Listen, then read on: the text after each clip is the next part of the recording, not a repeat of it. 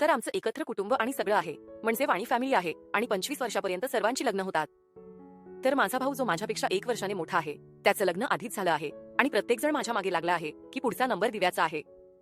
तुम्ही वाणी किंवा दुसरं काही आहात हे विसरून जा. जगाच्या नजरेत स्त्रीची कोणती जात नसते, तिच्याकडे फक्त शरीर असतं. आपण अशाच जगात राहतो. जगासाठी तुम्ही फक्त एक गर्भाशय आहात. त्यांना तुमचं लग्न का करून द्यायचं आहे, जेणेकरून तुम्ही एखाद्या पुरुषासोबत संसाराचे छोटे मोठे खेळ खेळू शकाल. दुसरं काय असतं लग्न?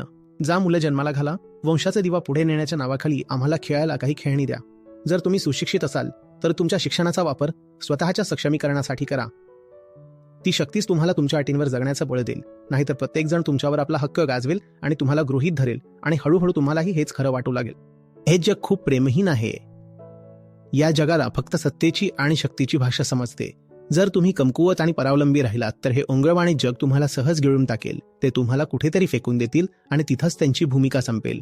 त्यानंतर ते तुमची साधी विचारपूस करायला, चौकशी करायला किंवा मदत करायलाही येणार नाहीत. इतर सर्व गोष्टी मनातून काढून टाका. स्वतःला घडवा आणि ताकद जमा करा.